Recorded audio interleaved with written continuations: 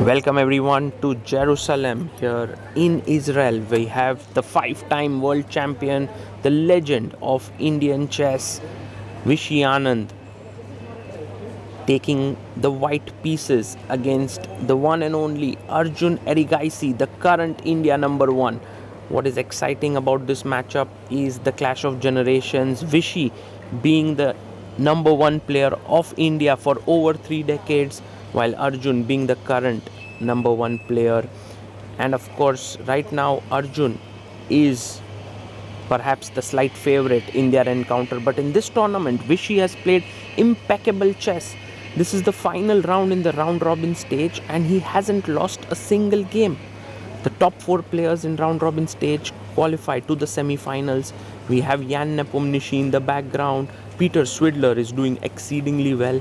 The chance of Anand and Arjun both qualifying to top four is extremely high. We have a handshake, and Vishy opens the game with e4.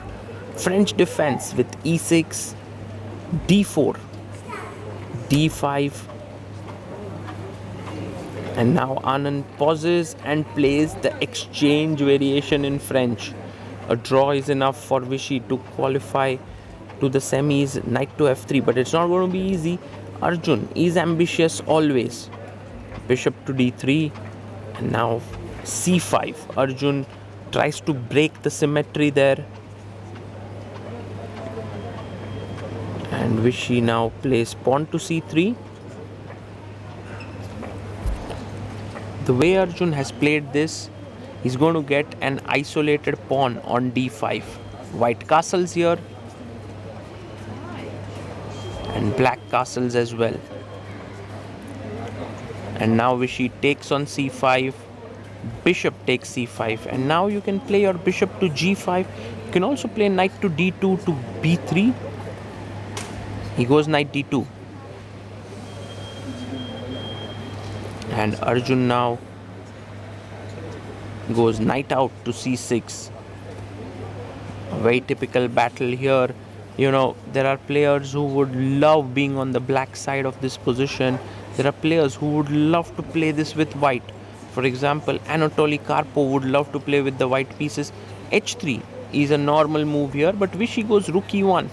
Guess this allows Arjun to pin the knight with bishop g4, and he does that instantly. Bishop to g4,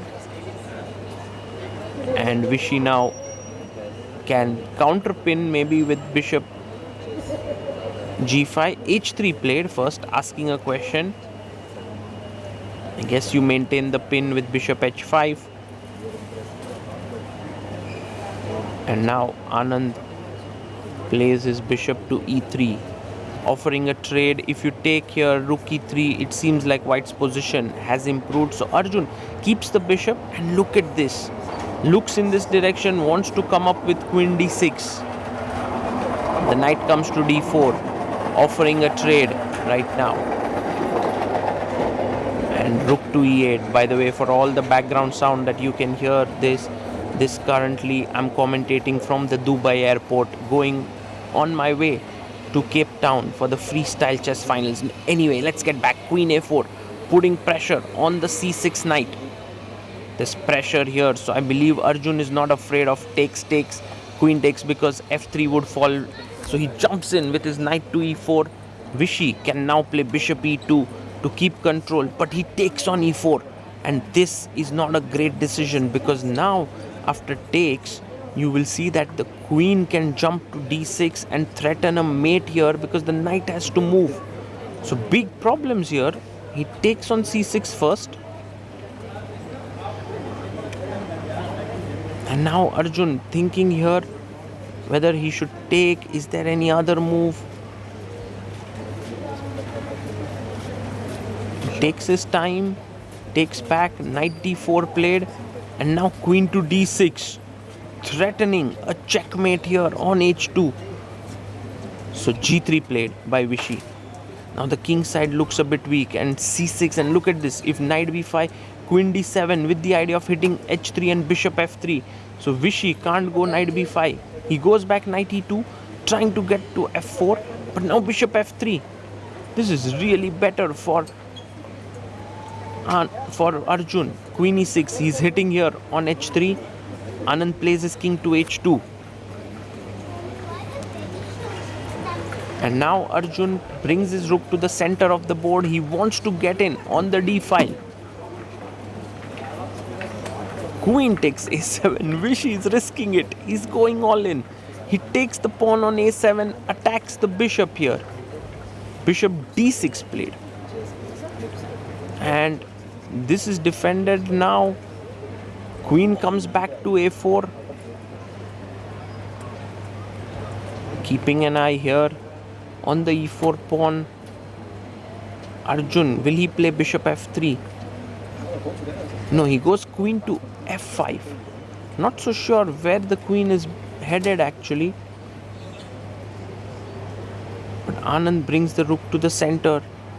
He's gained back the time. Vishy, such classy play here by him. And now the threat is rook takes d6. The e8 rook would be hanging. Arjun goes rook 8, hitting the queen. But now all of a sudden it's Vishy who's better. Wow, queen to c6. He hits the bishop here. Arjun moves his bishop to e5. But can you snatch another pawn? Queen takes c5. And Vishy is getting excited here. He plays queen takes c5, pinning the bishop here. Now Arjun must get back one of the pawns. He's 2 pawns down right now. And he takes rook takes a2. Attacking here, rook d2 would be a very good decision to defend everything. But Anand is looking to simplify this position. There's a lot of pressure and he goes bishop f4. And now you have this pin, you have some back rank threats as well, taking twice here. So have to tread carefully. And I believe Arjun has a very good move, rook takes b2, because then he attacks the e2 knight. He finds it. Rook takes b2. And now I think Vishy Anand sees that he must take. Queen takes, bishop takes. Okay, don't take on e5 because rook d8 is a mate, so takes on e2. Attacking the rook here. Rook b1 played. And you can see that the position is now almost equal. I mean, it's drawn actually. Arjun keeps the rook on the board. Bishop comes back to d4. h5 played.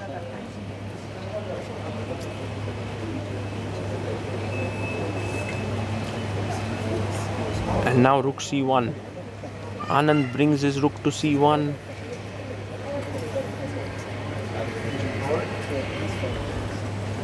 Takes, rook takes.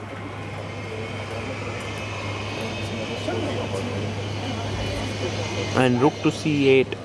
He pushes his pawn to c4. He's like, let me give up some material. If rook takes, then the opposite colored bishop is drawn. Bishop takes, g4. Quickly trying to unravel so that there are no mating patterns here. h4 played.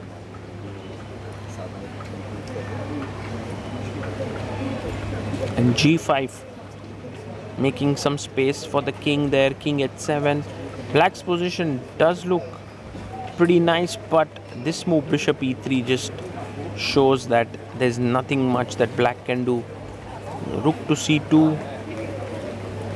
It's a very irritating pin here that you have, and there's nothing much that can be done. I mean, Arjun can try king e5.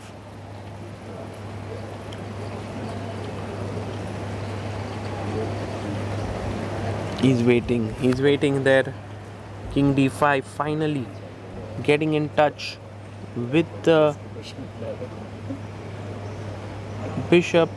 Rook d2 check, bishop d3, and this is something to play for now for black. If he can get like the rook on the first rank somehow, Then bishop e2, bishop f3. There could be mating ideas. Rook b8, rook comes to a7. Anand starts to create his own play.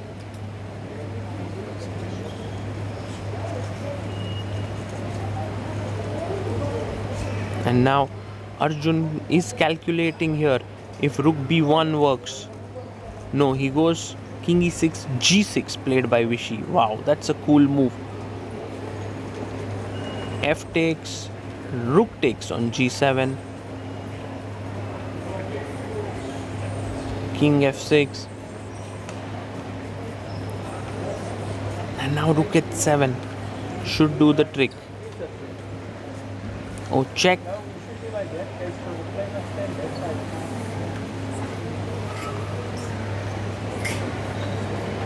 King comes up to g5.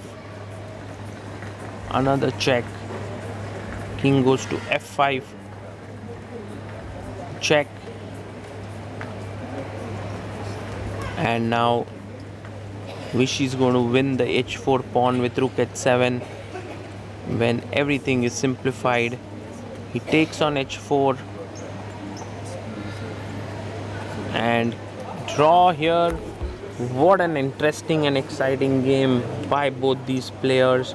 Vishy Anand showing he's still so sharp and doing so well. He was unbeaten in this entire event, scoring 7.5 with wins over Avital Boruchowski, Yali Sokolovsky, Vladimir Fedosiev, and Ori Kobo. And he drew against Arjun, Peter Swidler, Alexiev, Nestorov, Gorstein, Rodstein, and Nepo. Meanwhile, Arjun Erigaisi also finishing this tournament on 7.5 points. He did lose one game against Arseny Nesterov, which was slightly not so great for Arjun because he was in the lead there with 7 points out of 9. Meanwhile, Peter Swidler did exceedingly well with 8 points, and so finishing really well. And by the way, loving the way in which Anand and Arjun are analyzing there. And also Vladimir Fedosiev is out. He couldn't make it to the top. He only scored 3.5 points. But Jan Nepomniachtchi, he scored 7.5 as well. So Anand, Arjun and Nepo scored 7.5 while Peter Swidler scored 8.